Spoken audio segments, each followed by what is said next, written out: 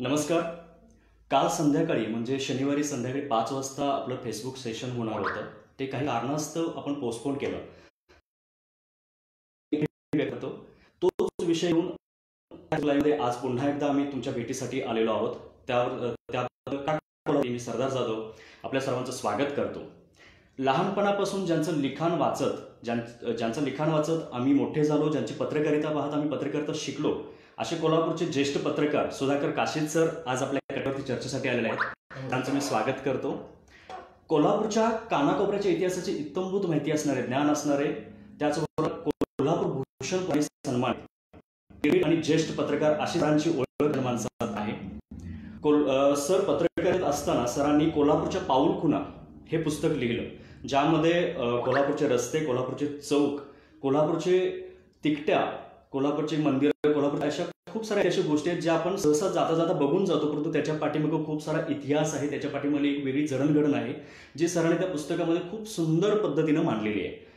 आजची आपली चर्चा ही बऱ्यापैकी त्या पुस्तकाच्या सभोवतीच असणार आहे.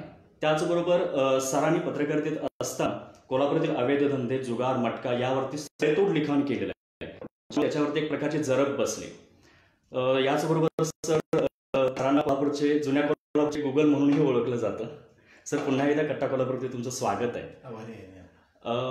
आपण मुख्य चर्चेकडे वळण्याआधी म्हणजेच जुन्या कोल्हापूरचा इतिहास, पत्रकारिता याबद्दल जाणून घेण्याआधी मला आणि आपल्या सर्वांनाच आवडेल की सरांची जडणघडण, कोल्हापुरातील सरांची जडणघडण, त्यांचे शालेय शिक्षण याबद्दल जाणून घ्यायला आम्हाला खूप आवडेल. सर त्याबद्दल काय सांगाल? कोल्हापूर आणि मी याचं एक नातं इतकं अतूट, म्हणजे प्रत्येकाचंच असतं, आपापल्या गावाबद्दलचं नातं खूप अतूट असतं. मीही त्याला अपवाद नाही. या कोल्हापुरातच माझा जन्म झाला आणि तो जन्म झाला तो म्हणजे शनिवार पेठ सारख्या एका टिपिकल बहुजन समाजाच्या परिसरात झाला, ज्याला आपण जुनं कोल्हापूर म्हणू. जुनं कोल्हापूर आणि नवं कोल्हापूर असा कोल्हापूरमध्ये फरक आहे. हे जुनं कोल्हापूर अशा अर्थानं की जिथं मूळ गाव होतं तो हा सगळा सारा परिसर. आता आपल्याला शहराच्या उपनगरी भागात मोठे रस्ते दिसतात, मैदानं दिसतात, खुली जागा दिसते, ऐस पैस बंगले दिसतात. पण ह्या जुन्या कोल्हापूरचं वैशिष्ट्य असं आहे की अगदी छोट्या छोट्या गल्लीत त्या काळात मिळेल त्या जागेत लोकांनी घरं बांधून इथं वस्ती वसली. असा हा सारा शनिवार पेठ, बुधवार पेठ, तेली गल्ली, शुक्रवार पेठ, रविवार पेठ, असा सोमवार पेठ असा हा सारा परिसर. त्या परिसरात मोठा झालो. महापालिकेच्या पद्माराजी विद्यालय म्हणून शुक्रवार पेठेत होतं. तिथं माझं 7वी पर्यंतचं शिक्षण झालं. तिथून पुढचं शिक्षण मेन राजा स्कूलमध्ये झालं, जिल्हा परिषदेच्या, आणि तिथून पुढचं शिक्षण कॉलेज ऑफ कॉमर्समध्ये झालं. पण हे झालं शालेय शिक्षण. पण आपल्या परिसरातच आपल्या मनाची कशी जडणघडण होते याचं मी धन्यता मानतो. असं की कारण या छोट्या गल्लीत, आता मी ज्या पेठेत राहतो त्या परिसराचा जर विचार केला, जिथं माझं घर, त्याच्या बरोबर बाजूला 12 बलुतेदारांची वस्ती. मी माझ्या कोल्हापूरकरांना आवर्जून सांगेन की मुद्दाम सगळ्यांनी तो परिसर जाणून घ्यावा. आजही त्या परिसरात परीट गल्ली आहे, बुरुड गल्ली आहे, लोणार गल्ली आहे, कलकुटकी गल्ली आहे, तेली गल्ली आहे, परीट गल्ली आहे, साळी गल्ली आहे, मुसलमानांची गल्ली ज्याला म्हणतात अशा ती गल्ली आहे. असं अशा सगळ्या याचे लोक त्या परिसरात राहतात. त्यामुळं त्या प्रत्येक राहणीमान, प्रत्येकाची जी काय पद्धत असते, त्या समाजाची एक पद्धत असते. बोलणं, त्यांचं एकमेकाला समजावून घेणं, अशा पद्धतीची मला लहानपणापासून ती ओळख झाली. आणि आमच्या इथं अनेक समाज एक आहे जो ढोल पाणी वगैरे वाजवतो, त्यांचे सूर कानावर पडत असं एक. आणि कुंभार गल्ली आणि जुनी गल्ली, म्हणजे सगळ्यांचं संस्कार. त्यामुळं मला एक खूप चांगल्या अशा पद्धतीचं खूप छान. आता त्यावेळची शालेय शिक्षण आणि तुमच्या जडणघडणीबद्दल सांगितलं, त्यानंतर तुम्ही आता मे बी एवढं पेटामध्ये पत्रकारितेकडे येण्याचं एवढा कल त्या काळात नव्हता, मग तुम्ही त्यानंतर पत्रकारितेत आलात. तर त्यावेळची पत्रकाराची सुरुवात कशी होती आणि त्यावेळी पत्रकारितेत येण्यासाठी तुम्हाला कोणाचं मार्गदर्शन किंवा गुरु असे कोण लागले? त्यावेळी कोल्हापुरात म्हणजे मी साधारण 82-83च्या सुमाराला पत्रकारितेत आलो. विद्यार्थी बातमीदार म्हणजे त्यावेळेला पुढारी सकाळ आणि नुकतंच केसरीचंही आगमन झालं होतं. अशी 3च पेपर कोल्हापुरात होते. ते इतर आपले आत्ताची जी सगळी मीडिया आहे तो कुठलाही नव्हता. त्यामुळे ही 2च दैनिकं होती. आणि त्याचा वैशिष्ट्य असं होतं की सकाळचं म्हणजे जिथं मी सुरुवात केली माझ्या कारकिर्दीची तिथं विद्यार्थी बातमीदार म्हणून एक जाहिरात आली होती की कॉलेज करत करत तुम्ही सकाळमध्ये काम करा, बातमीदारीचं काम करा, अशा स्वरूपाचं ते होतं. मी त्याला अर्ज केला. योगायोगानं कसं म्हणतात ना, हा जो वावर माझा कॉलेज करत करत हा जो माझा वावर होता कोल्हापुरातल्या या सगळ्या पेठात या वस्तीत, तिथलं जे जनरल नॉलेज जे कुठल्याही पुस्तकात लिहिलेलं नसेल ते जनरल नॉलेजचा मला खूप, कारण त्यांना सकाळ इथं हे करण्यासाठी कोल्हापूर परिपूर्ण माहीत असलेला किंवा बऱ्यापैकी माहीत असलेला माणूस आवश्यक होता. आणि त्या दृष्टीने माझे इंटरव्ह्यू जे काही वेगळं वेगळं कोल्हापूरचं वैविध्य सांगत मी गेलो, त्यामुळे कदाचित माझी तिथं निवड झाली. सकाळी कॉलेज करायचं आणि दुपारनंतर छोटी छोटी बातमीदारी, म्हणजे अशा अर्थानं की मी कुठलं फार मोठं त्या काळात काम दिलं जात होतं असं नाही. छोटं कुठं पुस्तक प्रकाशनाचं असेल, कुठे एखादा छोटा मोर्चा असेल, एखादा छोटा समारंभ असेल, धार्मिक सोहळा असेल, त्या कव्हर करायच्या. आणि त्या मी संध्याकाळी नेऊन आमच्या मराठा बँकेजवळ ऑफिस होतं, तिथं नेऊन त्या बातम्या द्यायच्या. अशा स्वरूपाचं काम होतं त्यावेळेची पत्रकारिता. पत्रकारितेबरोबर तुम्ही सगळ्या म्हणजे ज्याच्यावरती सहसा एवढं तीव्रतेनं लिहिलं जात नाही त्या गोष्टी तुम्ही पुढाकारानं लिहिल्या, त्या गोष्टी अंगावरती घेऊन लिहिल्या. हे धाडस फार मोठं होतं तुमचं त्यानंतरचं पत्रकारितेतलं. परंतु त्याचसोबत तुम्ही इतिहासाचा अभ्यास तितकाच गाढा केला. आणि जे आता कोल्हापूरच्या पाऊलखुणा आपलं जे पुस्तक आहे याच्यामध्ये मी वाचले की खूप म्हणजे आपण जाता जाता ज्या तिकडे असंच बघून जातो त्याच्या पाठीमागे इतकी मोठी जडणघडण आहे, इतिहास आहे, याची जाणीव कधी झाली नव्हती, ती त्या पुस्तकात झाली. मग तसाच अभ्यास तुम्ही कधी केला, म्हणजे पत्रकारिता करत करत त्याची आवड कशी झाली आणि त्याचा अभ्यास कसा केला? मी असं ठीक आहे, पत्रकार म्हणून एक वेगळी माझी जरी ओळख असली तरी मी कोल्हापूरचा. आणि मलाच असं नव्हे, कोल्हापुरातल्या प्रत्येकाच्या मनात किंवा प्रत्येक माणसाच्या मनात एक कुतूहल दडलेलं असतं, पण ते त्याला पटकन व्यक्त करता येत नाही किंवा त्याचा मागोवा घेता येत नाही. त्या ठिकाणापासून पुढे गेलं की तो विषय संपून जातो, सवड मिळत नाही, अशी खूप कारणे असतील. पण मला या सकाळमध्ये काम करण्याच्या निमित्तानं मला त्याकडं अधिक लक्ष देतात. आणि मी फक्त बातमी की बातमी असं न करता मग बिंदू चौकात गेलो, ते बिंदू चौक म्हणजे काय असेल मनात असते, हे मी सुधाकर काशीच्याच मनात येतं असं नाही. मला अगदी विनयाने सांगतो, प्रत्येकाला वाटतं अरे ही याला बिंदू चौक का म्हणत असतील, पण तो माणूस काय करतो तिथे तिथं त्याच्या मनात विचार येतो, तो विश्वास पुढे आपल्या कामाला लागतो. पण मला वेळ पत्रकारितेच्या निमित्ताने मिळाला आणि मी त्या प्रत्येक कोल्हापूरची जे काना कोपरे, ज्याला काही वेगळंपण आहे, ज्याच्यात इतिहास दडलेला आहे, सामाजिक संदर्भ दडलेला आहे, सांस्कृतिक काही त्यात घडामोडी दडलेल्या आहेत, धार्मिक घडलेल्या आहेत, किंवा प्रथा परंपरेच्या निमित्ताने एखादा परिसर खूप नावार म्हणजे अजून आपण त्याचं नाव घेतोय, त्याच्यात मी जरा डोकावत गेलो. आता त्याचं कुठं पुस्तक, लिखित पुस्तकं खूप कमी आहेत कोल्हापूरचं. एक थोडं मला उणीव अशी जाणवली या सगळ्या प्रवासात की आपल्या इथं कोल्हापूरकरांना खूप माहीत आहे, पण त्याचे संदर्भ जपून ठेवणे, त्याचे एक संगतीनं त्याची मांडणी करणे, हे मात्र आपल्याकडे कमी आहे. अर्थात मी त्याला अपवाद नाही. मला जर आता माझंही विचारलं तुमच्या बातम्यांचं सगळं एका व्यवस्थित आहे तर मी हे अगदी 100% ही आपलं एक मोठी उणीव आहे. मला या कोल्हापूरकडे बघणाऱ्या सर्व वाटलं की कुठं जर टिपून ठेवणं महत्वाचं आहे. आता मोबाईल हातात प्रत्येकाच्या हातात झालेला आहे, त्याचा फोटो त्याचा संदर्भ गेला तर तो पुढच्या पिढीला खूप पोहोचेल. सुरुवात अशी झाली माझ्या त्या एका बातमीनं की गंगावेश म्हणजे कोल्हापूरचा एक म्हणजे काय म्हणतात केंद्रबिंदू, म्हणजे अरुण फिरून गंगावेश अशी म्हण आहे. म्हणजे आपण काही ना काही निमित्तानं गंगावेशीत जावंच लागतं. म्हणजे समजा पश्चिमेच्या भागाकडच्या छोट्या छोट्या गावाला जायचं असेल तर तिथं गंगावेशीत केएमटीचा बस स्टॉप आहे, म्हशीचा दूध पिण्याचा कट्टा गंगावेशीतच आहे, भाजी मंडई गंगावेशीतच आहे, पंचगंगा नदीकडे जायला रस्ता पंचगंगेडीच आहे, शाहू विजयी गंगावेश चाली. म्हणजे मी काय म्हणतो असं एक कोल्हापूरचं जिथं आर्क आहे दडलेला आहे असा तो परिसर आहे. तर मोहरमचा सण असेल किंवा कुठलाच एक सण होता किंवा त्र्यंबोलीची यात्रा असेल, मी त्या परिसरात होतो, तर तिथं वाद्य आली त्या गंगाविषयीत एका विशिष्ट ठिकाणी आली की सगळी वाजंत्री बंद व्हायची. हे मला जर असं वेगळं वाटलं. आतापर्यंत तिथं सगळी पोरं नाचत यायला लागले आणि गंगाविषयीत अमुक ठिकाणी आल्यानंतर ते वाजंत्रीवाल्याने आपली वाजंत्री थांबली आणि नाचताली मुलं एकदम थंड झाली. कसं काय? मग मी ज्याला विचारलं त्याला त्या काही नवल वाटलं नाही. ते म्हणले चोरीचा बुरुज आहे, चन्नी चोरीचा बुरुज. म्हटलं चन्नी चोरीचा बुरुज.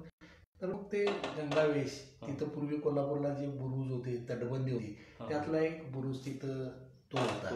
आणि तिथं काहीतरी म्हणण्यापेक्षा काहीतरी हा शब्द बरोबर नाही, पण तिथं खरोखरच त्या काळातलं पटवर्धनांचं आणि आपलं युद्ध झालेल्याच्या इतिहासच आहे. करवी रियासतमध्ये त्याचा उल्लेख आहे. तिथं काही सैनिक धारिती पडले. मग त्या काळातलं असं एक पडून गेलं की त्या रस्त्यानं जाताना आपण कुठलंही आनंद व्यक्त करायचा नाही, कारण तिथं काही सैनिक धारिती प्रथा आहे. त्यामुळं गणपतीची मिरवणूक जाताना, त्र्यंबोलीची मिरवणूक जाताना, मोहरमची मिरवणूक जाताना, लग्नाची वरात जाताना त्या ठिकाणी ती क्षणभर थांबते.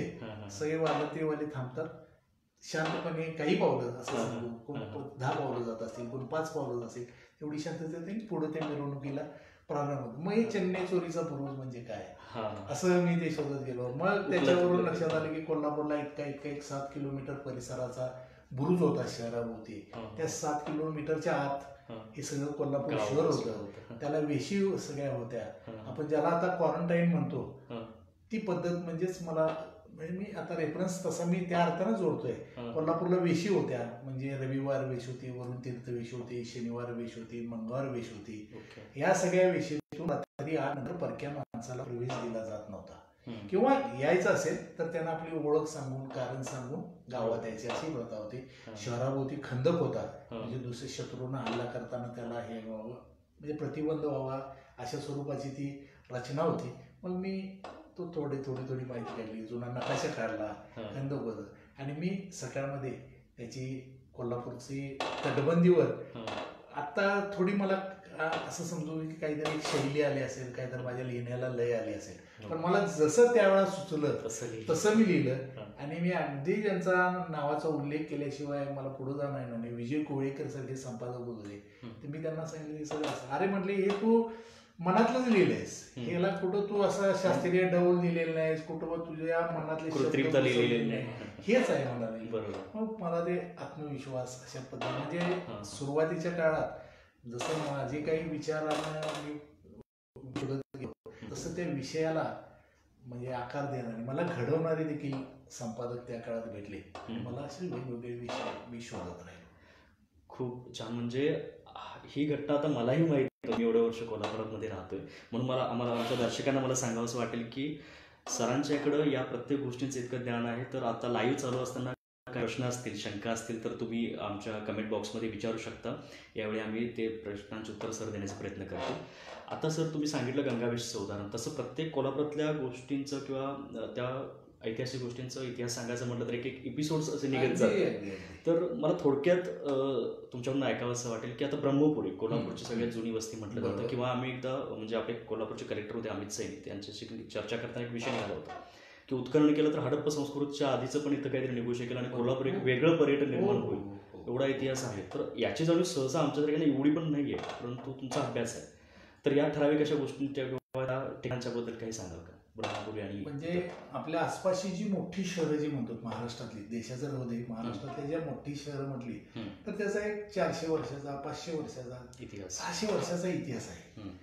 पण हे कोल्हापूरचं वैशिष्ट्य असं आहे की ज्यावेळा ब्रह्मपुरी टेकडीवर सांभालिया आणि दीक्षित या 200 संशोधकांनी उत्खनन केलं, म्हणजे त्यांच्या मार्गदर्शनाखाली जे उत्खनन झालं, त्या उत्खननातला जे काही म्हणजे भांडी मिळाले, भांड्याचे तुकडे मिळाले, त्यावेळीची खेळणी मिळाले, त्यावेळीच्या काही वस्तू मिळाले, म्हणजे दैनंदिन व्यवहारातल्या वस्तू आहेत, याचे जे काही पुरावे मिळालेले आहेत त्याचं शास्त्रीय ह्याच्यानुसार संशोधन झालं. म्हणजे मी म्हणतोय म्हणून नव्हे किंवा दुसरा कोण म्हणतोय नाही, तर ही साधारण यातल्या काही वस्तूचं जे वयोमान आहे ते 2000 वर्षापूर्वी कार्बन डेटिंगने काढलेलं. येस, म्हणजेच एवढं निश्चित आहे की आपलं कोल्हापूर शहर 2000 वर्षापूर्वीपासून इथं वसलेलं आहे. हा. त्याच्या इतिहासाचे काही पुरावे अगदी सज्जड पुरावे असं म्हणतो मी, ते मिळालेले आहेत. नुसते पुरावे मिळाले आणि कुठं असतील काय असतील असाही प्रश्न नाही. त्याच्यावर एक संकीर्ण छान पद्धतीने लिहून झालेलं आहे आणि सगळ्या ओरिजिनल वस्तू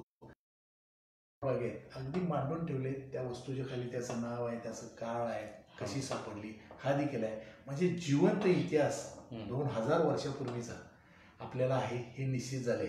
आणि एवढ्या प्राचीन शहरात मी राहतोय म्हटल्यानंतर तुम्हा सर्वांना त्याचा निश्चित अभिमान आहे. आणि ब्रह्मपुरी हे एक मूळ गाव झालं. मूळ गावाची रचनाच अशी असते की टेकडी म्हणजे सुरक्षित ठिकाण, टेकडीच असं नाही, सुरक्षित. शेजारी पाणी म्हणजे नदी असावी, एखादी नाला असावा की पाण्याची सोय व्हावी, शेती असावी. ब्रह्मपुरी बघितले तर एका टेकडीवर आहे, लगत नदी आहे, शेजारी विस्तीर्ण हिरवीगार शेती आहे.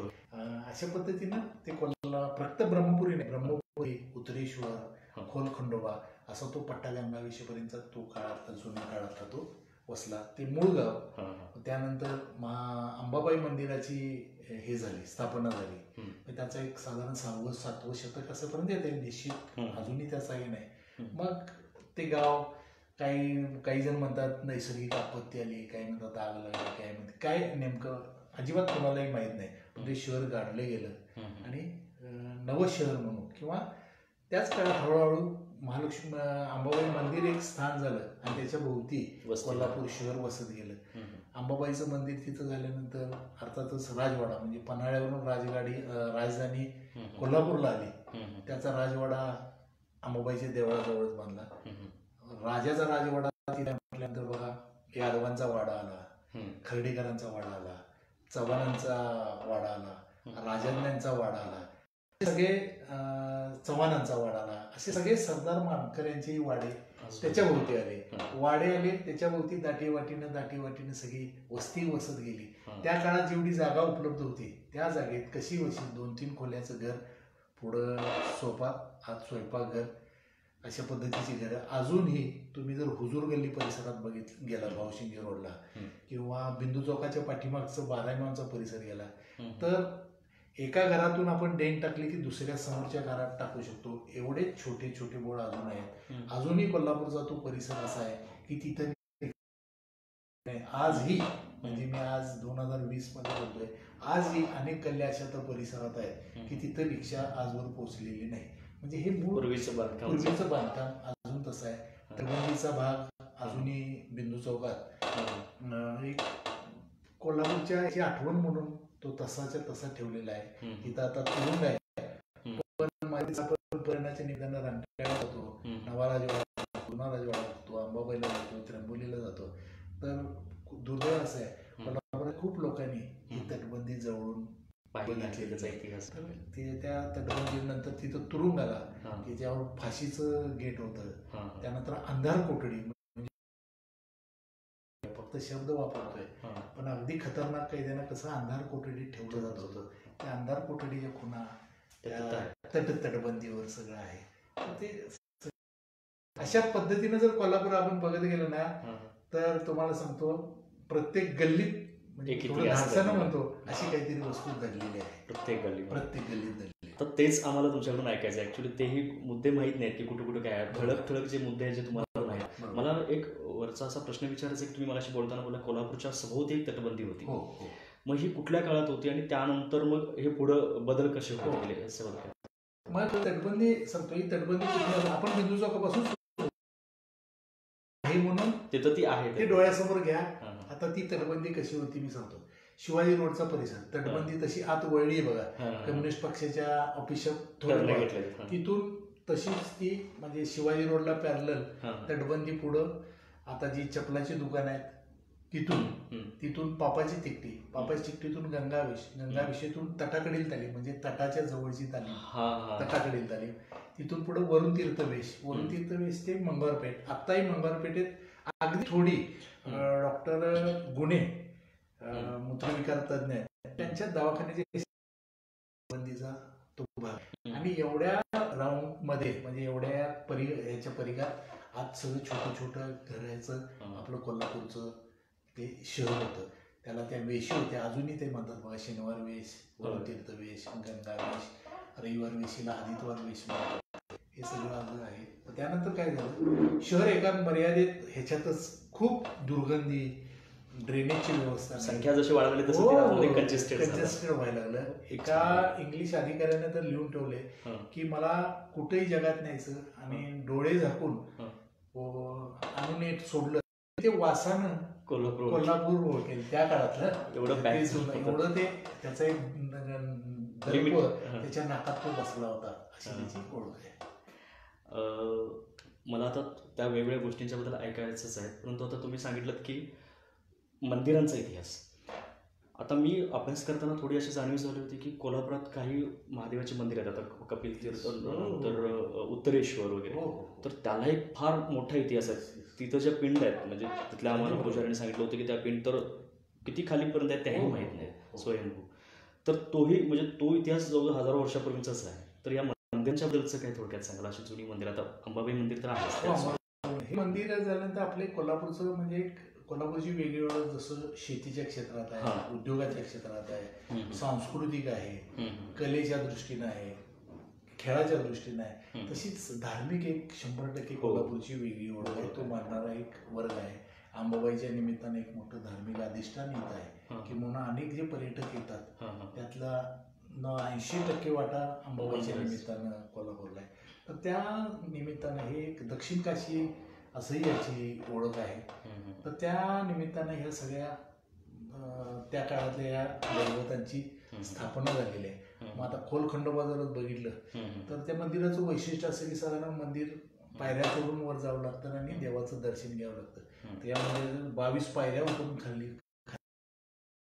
जमिनीच्या खोलवर भागात एक शिवलिंग आहे, पाणी गारवा त्याला अशा पद्धतीचं आहे. अशा पद्धतीचं मंदिर कुठं बघायला मिळत नाही, ते आपले आहे. म्हणजे आता ओळख सांगायची झाली तर आजही ते देऊळ आहे. आपण शनिवार पेठेत बुरुड गल्लीचा जो परिसर आहे, बुरुड गल्ली तेली गल्लीचा जो परिसर आहे, त्या परिसरातून पुढे आल्यानंतर खोल खंडोबाचं मंदिर आहे. तिथं आता एक खोल खंडोबा सांस्कृतिक हॉल महापालिकेने बांधलेला आहे. अजूनही माझं मत आहे, नव्या कोल्हापूरकरांनी म्हणजे नव्या पिढीतल्या लोकांनी जाऊन हे मंदिर जरूर बघा, अजूनही सुस्थितीत आहे. उत्तरेश्वरवरच्या महादेवाच्या पिंडीचं तर भव्यता खूप, म्हणजे त्याची कवित घेता येणार नाही, एवढ्या मोठ्या त्याला त्याची ते शिवलिंगाचं स्वरूप आहे. कपिल तीर्थ मार्केट परिसरात तर महादेवाची इतकी मंदिरं आहेत. मंदिरं भरपूर आहेत अशा अर्थानं मी म्हणत नाही, मंदिरं भरपूर आहेत, पण त्याची रचना, त्याचं वैविध्य वेगळं इतिहास आहे. हो, हेमंत आराध्य म्हणून आहे वांगीबोळात, तुम्ही त्यांच्या घरात त्यांना तुम्ही विनंती करा, स्टोरी केलेली आहे. तर त्यांच्या घरात असं खाली बाजूला मंदिर आहे, हो, एक 5-6 फूट खाली उतरल्यानंतर झुकून जावं लागतं. ते मंदिर आहे. त्यानंतर शिवाजी पेठेत चंद्रेश्वर, सुरेश्वराचं मंदिर आहे. त्यानंतर कपिल तीर्थ तर कपिलेश्वराचं मंदिर, म्हणजे जिथं तळं होतं, म्हणजे जे आपलं ग्रामदैवत मानलं जात आहे असे झालं. आणि या सगळ्या महादेवाच्या मंदिराच्या याला म्हणजे मी अशा अर्थानेही बघतो, धार्मिक ठीक आहे, पण तिथं भरपूर पाणी आहे. हो, बरोबर, तिथं भरपूर पाणी आहे, म्हणजे कदाचित पाण्याची ठिकाणं बघून ते मंदिर बांधलेली आहे. आता तुम्ही जे घराचं नाव सांगितलं त्यांच्यात आतमध्ये जी पिंड आहे तिथंही पाणी खूप आहे, पावसाळ्यात तर पाणी खूप तुंबलं जाते. आता कपिलेश्वराचं मंदिर म्हणजे कपिल तीर्थ, त्याला धार्मिकच त्याला अधिष्ठान आहे. म्हणजे कपिला षष्टीचा ज्या दिवशी तो असतो त्या दिवशी तिथलं पाणी अंगावर घेणं असं लोक मानतात वगैरे, अशा स्वरूपाचं आहे. पण जिथं जिथं आहे, आता आपलं जे शाहू स्टेडियम आहे त्याचं नाव मूळ रावणेश्वर तलाव. ते रावणेश्वर मंदिर आहे, ते त्या मध्ये होतं, त्याला एक पायवाट होती, तिथं जाऊन लोक पाया पडून यायचे आणि आजूबाजूला दलदल मिश्रित असं पाणी होतं, त्याला रावणेश्वर तलाव म्हणे. ते मुजवलं आणि तिथं शाहू स्टेडियम तयार झालं आणि रावणेश्वराची लिंग ते काठाला आणून ठेवले. आता तिथं रावणेश्वराचं मंदिर आहे. बरोबर. आता मंदिरांच्याकडून मला तिकट्यांच्याकडे यायला आवडेल की तिकट्यांचा एक वेगळा इतिहास आपल्या कोल्हापूरच्या पाऊलखुणामध्ये तुम्ही फार छान मांडले. तर थोडक्यात त्याबद्दल काय सांगाल? आता वेगळ्या मोठ्या मोठ्या तिकट्यांच्या. ठीक आहे. आता म्हणजे ही जी एखाद्या परिसराची, एखाद्या गल्लीची, एखाद्या भागाची ओळख सांगायची त्या त्या गावची एक वेगळी पद्धत असते. असते. अशी एक खूण असते की जी सर्वांना माहीत असावं. हम्म. म्हणजे सुधाकर काशीदांचं घर आहे म्हणून शनिवार पेठ म्हणून कुणाला ओळखायचं, असं ओळखायचा प्रश्नच येणार नाही, हम्म. ओळखणार नाही. हम्म. पण काळ्यामाम तालीम मनेर मशीद म्हटलं की लोक ओळखतील की ते शनिवार पेठ आहे. शनिवार. तर अशी जी परिचित ठिकाणं आहेत त्या परिचित ठिकाणावरून त्या त्या परिसराची नाव पडलं. ओळख येते. तर आता अगदी चर्चेत असलेलं आपलं नाव घेतलं तर पापाची तिकटी. हम्म. अर्थात तिथे 4 रस्ते आहेत. तत्कालीन नाव ती तिकटी अशा स्वरूपाचंच आहे. तर ही पापाची तिकटी म्हणजे पापा परदेशी म्हणून त्या काळातले मोठे व्यापारी, म्हणजे ज्या काळात ते प्रोव्हिजनल स्टोअर्स वगैरे जी कल्पना जी कोल्हापुरात की बिस्किटं मिळत नव्हती, म्हणजे चांगली बिस्किटं, चांगली चॉकलेट, सिगारेट, दारू याचा चांगली विक्री ते त्या काळातले ते परदेशी, त्यांचं ते कोपऱ्याला घर आहे. आजही तिथे ती परदेशी अँड एजन्सी म्हणून त्यांची एक जुन्या याची एजन्सी आहे, दारूचं दुकान आहे. मग एक तिकटी कुणाचं घर, चांगल्या प्रख्यात माणसाचं घर आहे. तर ते पापा परदेशींचं घर म्हणून तिथं त्यांच्यावर पापाची अजूनही कुणाचं म्हणणं म्हणजे आता अर्ध्या रात्री विचारलं पापाची तिकटी म्हटलं की कुठंही सांगायला लागत नाही, इतकी त्याची आपली जवळीक झालेली आहे. मिरजकर तिकटी, मिरजकर तिकटी म्हणजे मंगळवार प्रवेश. आता तिथं जी तिकटीच्या रिक्षा स्टॉपच्या समोर मोठी अपार्टमेंट व्यापारी संकुल आहे. तर ते म्हणजे मिरजकरांचा पूर्वीचा वाडा.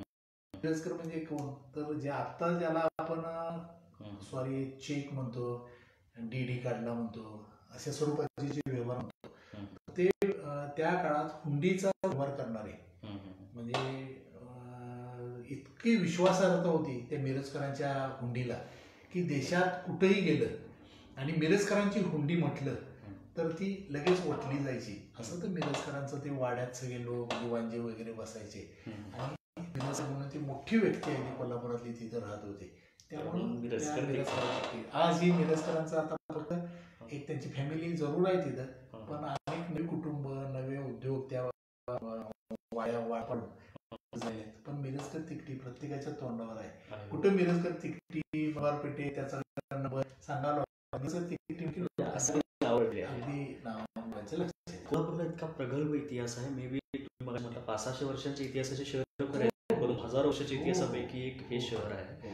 मग म्हणजे असा एक वेगळा प्रश्न आहे जो आपल्या चर्चेतला नाही, परंतु मला विचारावं असं वाटतं की मग कोल्हापूरचं पर्यटन विकासासाठी हे मुद्दे पुढे घेऊन का विकास होत नाही? कारण त्यामुळे तो पर्यटन खूप वेगळं होतं. इथं ज्याच्यासाठी पर्यटक येतात त्याच्यापेक्षा अजून वेगळ्या पद्धतीला येते. तर तसं का होत नाही? मग त्यासाठी शासन काय करायला आणि पाहिजे? योगायोग आपला असा पर्यटनाच्या अंगाने असं आहे की धार्मिक अधिष्ठान आहे, त्यामुळं या म्हणून बोलवावं लागत नाही, आकर्षित करावून घ्यावं लागत नाही. ते आल्यानंतर पगडानंतर जाऊन येतात. योगानं आपल्या इकडं असं ग्रहित धरू. आता तर खूपच संख्या वाढली, रोज नवरात्रासारखी गर्दी आहे. एक काळी जी अंबाबाईला नवरात्रात गर्दी व्हायची ती सुट्टीच्या काळात वगैरे रोज नवरात्रासारखी गर्दी आहे. म्हणजे लोक आपोआप येतात, बघतात काय, पन्हाळा एक जातात, ज्योतिबाला नवा राजवाडा बघतात, जुना राजवाडा बघतात, चप्पल खरेदी करतात, ठीक आहे, मांसाहारी जेवण घेतात, काही खरेदी करतात, पुन्हा निघून जातात. स्टे नावाचा प्रकार आहे, तो इथं फार कोल्हापुरात फार लोक येऊन राहिले. असं आहे, राहतात, पर्याय नाही, जास्त पण जास्त होत नाही. 4 दिवसाच्या मुक्काम का, तर आपण आजूबाजूला त्यांना इतर ओळखी करून देणं गरजेचं. आता मी सांगितलेली नावं तर आपल्यासारख्या सगळ्यांना आहेत, सामान्य लोकांना. येस. तर माझ्या मते कोल्हापूरचं पर्यटन वनवैभवाच्या दृष्टीने इतकं मोठं आहे की कोल्हापुरापासून 52-53 किलोमीटर पडलं की पश्चिमेला तुम्हाला 5 घाट लागतात. आंबा घाट लागतो, फोंडा घाट लागतो, वैभववाडी लागतो, करोड घाट लागतो, भुईबावडा घाट लागतो. ही सगळी 5 घाट आहेत. सगळीकडे जंगल आहे. घाट माथ्यावर उभारलं तर तिथला तो वारा, तिथलं खाद्यपदार्थ, तिथली हिरवाई आणि वन्य प्राण्यांचं एवढं वैभव आहे.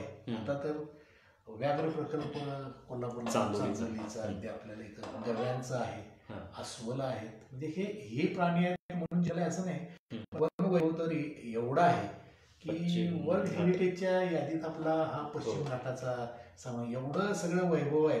आणि आपण या ठरलेल्या ठिकाणीच पर्यटकाला फिरवून आणतो आणि तो परत निघून जातो. तो न बघता खूप बघतो, पण न बघितल्याचं खूप आहे त्यानं. तेच त्यानं शासनानं लक्ष घालून जर डेव्हलप केलं तर खूप वेगळं कोल्हापूरची वेगळी ओळख निर्माण होऊ शकते. की आपण जाऊन आता ठीक आहे दांडेली चांगला आहे, मी दुसऱ्या कुठल्या गावाला या निमित्तानं वाईट म्हणतोय असं नाही. केरळमध्ये जातो आपण, दांडेलीला जातो, कोकणात जातो, पण तिथं राहुट्या केले, राहायची सोय केली, जेवणाची सोय आहे, चांगलं हायजेनिक सगळं ठेवलेलं आहे, स्वच्छता आहे. तसं जर इकडं समजा दाजीपूरला ठेवलं, कोंड्याजवळ राधानगरीजवळ इकडं कुठं ठेवलं, आजऱ्याजवळ ठेवलं, किती लोक तिकडं जातील. आणि हे सगळं पर्यटकांनीच बघितलेलं नाही, आपल्या लोकांनी कोल्हापूरच्या हे सगळं बघितलेलं नाही.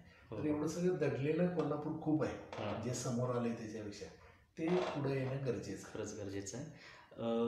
मी आता इतिहासावरून पत्रकारितेकडे वळतो की कोल्हापूरची पत्रकारिता म्हणजे आमचा जिथपर्यंत अभ्यास शाहू महाराज कालीन पत्रकारिते वेगळं वळण आलं, तर त्याबद्दल महाराज कालीनच्या पत्रकारितेबद्दल काय सांगाल आणि त्यानंतरचे पत्रकारितेचे जे बदल झाले त्याबद्दल काय सांगाल?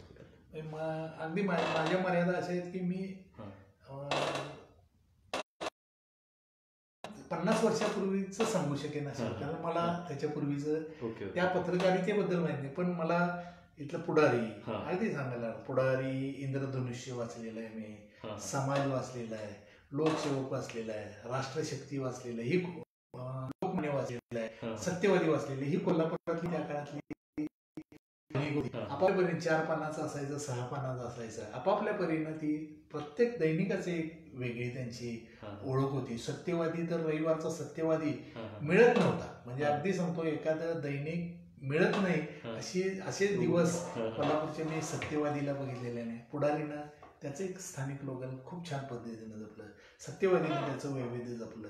समाजसारखं दैनिक शनिवार पोस्टासमोरचं सर्जेराव पाटलांचे अग्रलेख म्हणजे त्या काळात खूप असे गाजलेले अग्रलेख असे असायचे. ही पहिल्यांदा फक्त नजरेसमोर येत गेली, नंतर थोडं वाचनाचे छंद असल्यामुळं मी वाचत गेलो. काळाच्या ओघात काही बंद पडली, काही राहिली, आणि त्याचा मलाही माझ्या ह्याच्यात खूप उपयोग झाला.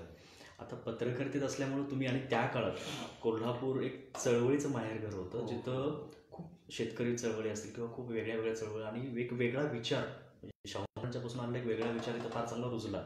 त्याबद्दलचं खूप चांगलं त्यावेळी तुम्ही जर पत्रकारितेत लिहिलेच असेल, तर आता तो बदल होतोय कुठेतरी, म्हणजे एक वेगळ्या दिशेला जात आहे किंवा एक नवीन जगाशी सामावून घेण्यासाठी कोल्हापूर तिकडे बदलत चाललंय. तर हे जे होणारे बदल आणि त्यावेळी जे घडत होतं थोडक्यात, तर याबद्दल काय सांगा? त्यावेळी काही घटना? हो, म्हणजे पत्रकारितेचं स्वरूप असं होतं, साधनाच्या मर्यादा 100% होत्या.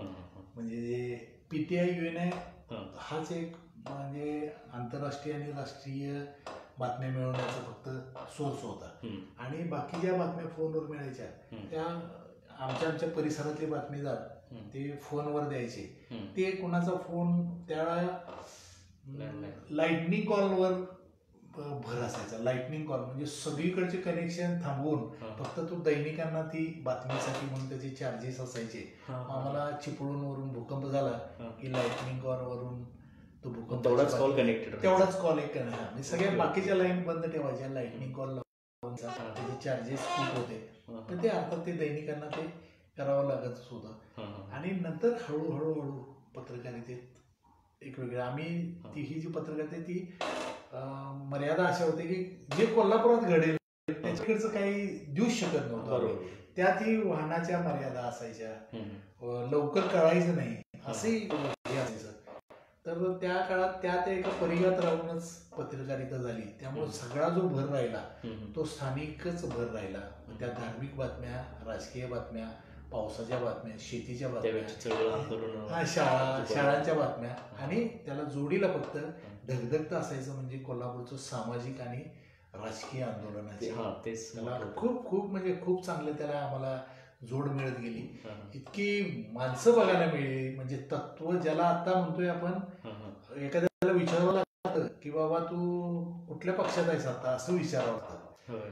पण अशी माणसं मी पाहिली की नाव घेतले की त्या माणसाचा चेहरा समोर, हा माणूस या विचारधारे, ठीक आहे, डाव्या पक्षापासून ते उजव्या पक्षापासून, म्हणजे डावा विचारसरणीपासून ते हिंदुत्ववादी विचाराचे कार्यकर्ते सगळे होते, पण आपापल्या विचाराशी एवढे ठाम होते आणि पदर मोड करून ते सगळं पक्षाचं काम करत होते, सामाजिक चळवळी चालत होते, राजकीय चळवळी होते. महागाई विरोधातला 1967 साली निघालेला कोल्हापुरातला जो मोर्चा लोकांनी जरूर लक्ष्मीपुरीत मोठी उलाढाल होते, धान्याची, फळांची, भाजीपाल्याची. ठीक आहे, खूप चांगलं आहे, म्हणजे हे आहे, एक आर्थिक केंद्र आहे. पण 67 साली महागाईच्या विरोधात निघालेल्या मोर्चात लक्ष्मीपुरीत, आता जिथं शेतकरी संघाचं धान्याचं दुकान आहे, तिथं मोठा गोळीबार झाला. 7 जण तिथं हुतात्मा झाले, 7 जणांचं रक्त तिथं सांडलं. म्हणजे महागाईच्या विरोधात आंदोलन झालं. म्हणून लक्ष्मीपुरीला त्याच्या समोर लाल चौक म्हणून एक फलक लावलेला आहे. तो तेवढ्यासाठीच आहे की तिथं चळवळीतल्या कार्यकर्त्यांचं. त्यामुळे लक्ष्मीपुरीकडे बघताना नुसतं काय इथं फणस मिळतो, अननस मिळतो, आंबे मिळतात, भाजी मिळते, धान्य मिळते, मिरची मिळते, एवढंच नाही करता त्याला एक सामाजिक आशय आहे. आणि त्या काळातली कोल्हापूरची एकजूट, म्हणजे एखाद्या राजकीय प्रश्नावर, सामाजिक चळवळ प्रश्नावर सगळं कोल्हापूर कसं एक होतं. हे घरात बसून सांगणारे खूप कमी होते. माणसं रस्त्यावर येऊन लढायला तयार होते. आणि अर्थात त्या काळातले नेते असे होते, माणसं अशी होती की त्यांच्या शब्दावर विश्वास ठेवून माणसं लढ्यात आणि चळवळीत उतरत होते. हे अगदी सांगून कसं सांगतो, आता याला दोन झाला. आता आपण त्या निवृत्ती चौकात जातो, ते काय दावणगिरी डोसा म्हणून त्याची एक नवीन ओळख व्हायला लागलेली आहे. कुठे गेला होता? दावणगिरी डोसा. दावणगिरी म्हणजे मग निवृत्ती असं नाही. निवृत्ती हे निवृत्ती आडोळकर म्हणून हा एक स्वातंत्र्य चळवळीतला कार्यकर्ता शिवाजी पेठेतला. त्यानं एका तो म्हणजे त्यावेळेला इंग्रजांना ब्रिटिश सत्तेला हादरं देण्यासाठी छोटे मोठे बॉम्बस्फोट वगैरे घडवून असं अस्वस्थता निर्माण करायचा तर तो काळ होता. त्या काळात कोल्हापुरात झालेल्या एका स्फोटाच्या कटाच्या खटल्यात निवृत्ती आडोळकर म्हणून कार्यकर्ता अटक झाला होता. त्याचा अनुमानित त्या काळात छळ झाला. तो त्याचा मृत्यू झाला आणि त्याचं नाव त्या निवृत्ती चौकाला निवृत्ती आडोळकराचं आहे. पण आपल्याला लक्षातही नाही, सहज म्हणून जातो निवृत्ती चौकात. पण कोण निवृत्ती चौक? निवृत्ती आडोळकर म्हणून आहेत, खंडोबा तालमीजवळ त्यांचे नातेवाईक अजून राहतात. त्या खंडोबा तालमीच्या रस्त्याला निवृत्ती आडोळकर पथ म्हणून नाव आहे, चौकाला निवृत्ती चौक आहे. पण आपण बाकी काही माहित नसलं, फक्त निवृत्ती या शब्दाची आहे. पण निवृत्तीच्या या नावाच्या आड जे काय दडलेलं आहे ते लोकांना, तेच खरं कोल्हापूर आहे. मलाही आपल्या दर्शकांना सांगायला आवडेल की आपण कोल्हापूरच्या असणाऱ्यांना खूप अभिमानास्पद अशा खूप साऱ्या गोष्टी आहेत ज्या सरांनी सांगितल्यात. म्हणजे एवढ्या हजारो वर्षांचा इतिहास असणाऱ्या शहरात मुळात आपण जन्माला आलो मुळात, आणि इतक्या बारीक सारीक छोट्या छोट्या गोष्टींना, तिथल्या ठिकाणांना एवढा मोठा इतिहास, खूप मोठी अभिमानाची गोष्ट आहे जी त्यावेळी अभिमानानं बाळगायला पाहिजे, ज्यावेळी आपण अभ्यास करायला पाहिजे त्याचा. मुळात त्याच्या पाठीमागली जडणघडण सगळी अभ्यासली तर ते फार आपल्यासाठी फार गरजेचं आहे आणि चांगलं आहे. मला शेवटच्या प्रश्नाकडे मी वळतोय की आता पत्रकारितेबद्दल, आता सध्या पत्रकारितेचं एक चांगलं फॅड आणि तरुणाई खूप चांगली त्याच्यामध्ये येते. पत्रकारिता एक स्वरूप पण बदलते. म्हणजे आता सोशल आणि स्मार्ट मीडियामध्ये पत्रकारिता येते, याच्यामध्ये तरुणाई खूप वेगाने येते. तर यांच्यासाठी तुम्ही काय संदेश द्याल किंवा त्यांना काय असेल तुमच्या? माझ्या मते कोल्हापुरात जिथं पत्रकारिता करायची आहे ते गावात, कोल्हापूर असेल, सांगली असेल, इचलकरंजी, कुठेही करायचं असेल, त्या प्रकारचा इतिहास आणि भूगोल माहीत पाहिजे. बातमी कशी लिहायची 100% मी खूप चांगलं, माझ्याकडे शेती संस्कृती काय आहे आधीपासून, इतिहास, भूगोल, बरोबर, सामाजिक संदर्भ. नुसता इतिहास म्हणजे त्याची जी स्थापना कधी झाली नाही, त्या शहराचा सामाजिक इतिहास, राजकीय इतिहास, धार्मिक इतिहास हा बऱ्यापैकी तर बेस म्हणून माहीत पाहिजे. तर आता मी ह्याच्या समोर आता धरू भाऊसिंगी रोड मुद्दाम उदाहरण देतो. आता ह्याचं 7 आहे आपल्या इकडे, ते कोरोनाचा संसर्ग सगळीकडे सुरू आहे.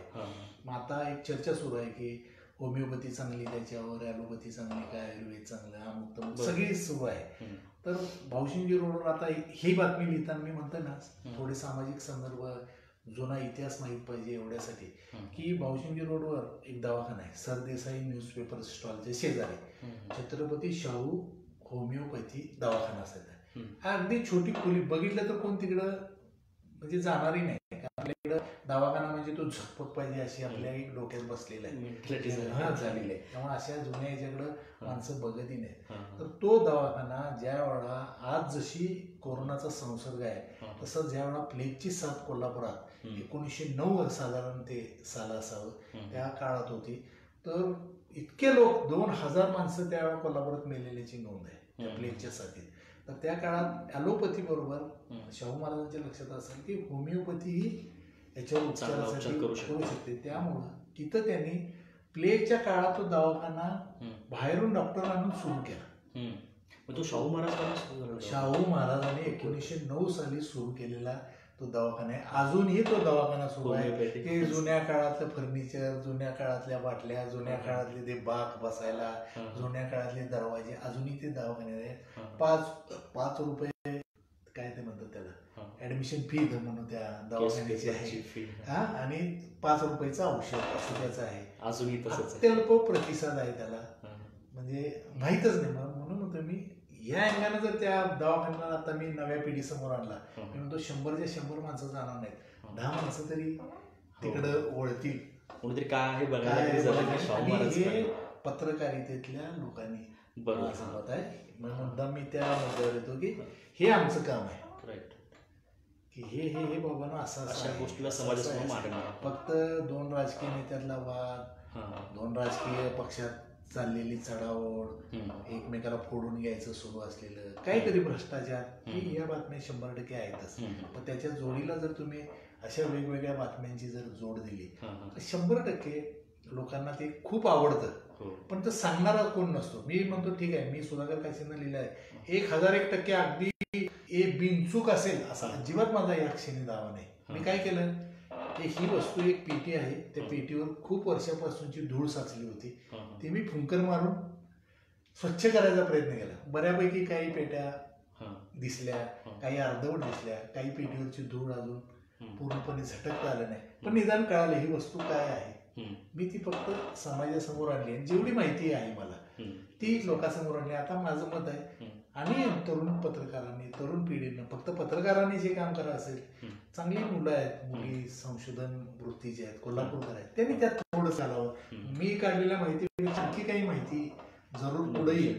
या निमित्तानं काय होणार आहे, श्रेय नाव हा भाग पुढचा आहे, पण कोल्हापूरचं एक वेगळं पण समोर जगासमोर येणं गरजेचं आहे. कोल्हापुरातल्या अनेकांच्या घरात जुने फोटो लावलेले आहेत, त्यांना ओळखत नाही आपले पंजोबा कोण, खापर पंजोबा जुनी. त्या निमित्तानं कुठेतरी भेटतो, एखादी पाठी दिसते, एखादी गाडी दिसते, कित्येकाने तो आडागड म्हणून कोणाकोणाच्या माळ्यावर पडलेला आहे. असं लोकांनी जर बाहेर काढला आणि त्याची जर थोडीशी फोड केली, त्याची जरा खोला जोड दिलं, नवीन नवीन माहिती मिळू शकेल ना. ही पत्रकारिताच आहे एक प्रकारे अशा पद्धतीची. योगायोगानं म्हणजे आपल्या सिटीला, आपल्या शहराला विद्यापीठही लाभलेलं आहे आणि इथं संशोधक विद्यार्थी असे इंटरेस्टेड असणारे खूप सारे आहेत. आणि सरांनी जसं सांगितलं तसं आपल्याला खूप स्कोप आहे की इथल्या प्रत्येक गोष्टीच्या पाठीमागे काय दडलंय. त्यांनी आता जसं डब्याचं एक पेटीचं उदाहरण दिलं की ती आपल्यासमोर आणली, त्याच्याबद्दल थोडक्यात सांगितलं, परंतु त्याच्यामुळे एक उत्सुकता निर्माण केली तुम्ही आमच्यात आणि अशा विद्यार्थ्यांच्यात. त्यामुळे त्याच्या पुढचं शोधणं हे आपलं काम आहे. ते शोधल्यानंतर ठीक आहे, म्हणजे इतिहासात आज जाऊन काही इन्कम होत नाही अशी काही जणांची आहे, परंतु त्या इन्कमकडनं इतिहास बाहेर काढला तर पर्यटन वाढेल आणि खूप साऱ्या गोष्टी होऊ शकते. मला असं करावं वाटतं की अशा गोष्टींचा इतिहास जाणून घ्यायचा आहे. त्यांचं पुस्तक तर आहेच, त्याचबरोबर सर कधीही आपल्याला कोल्हापूरमध्ये अवेलेबल असतात, त्यांना तुम्ही भेटू शकताय. अशा प्रश्नांची उत्तर फार चांगली आणि फार डीप लेवलपर्यंत आपल्याला फार चांगलं ज्ञान त्यांच्याकडून इतिहासाचं मिळेल. पत्रकारितेबद्दलचं सरांचं फार मोठं काम आहे. सकाळसारख्या मोठ्या मीडियामध्ये त्यांनी एक असं पर्व गाजवलं की कोल्हापूरमध्ये खूप म्हणजे बऱ्यापैकी एक जरब त्या काळी अवैध धंद्यावरती सरांनी आपल्या पत्रकाराच्या लेखणीतून बसवली होती. सर खूप खूप धन्यवाद. आज तुम्ही वेळात वेळ काढून, कालही तुम्ही फार बिझी होता, आज तसंच बिझी सर होते, परंतु त्यातूनही सरांनी वेळ काढून आज आपल्या लाईव्ह सेशनसाठी वेळ दिला. त्याबद्दल पुन्हा एकदा कट्टा कोल्हापूरकडून तुमचं खूप खूप धन्यवाद. पुन्हा भेटूया पुढच्या लाईव्हमध्ये, कारण सध्या उद्यापासून लॉकडाऊन जाहीर होते आणि त्यामुळं आपली काही लाईव्ह पोस्टपोन करूया. पुढच्या लाईव्हची डेट आपण पेजवरती टाकूच. तोपर्यंत मी सरदार जाधव आपला निरोप घेतो. धन्यवाद.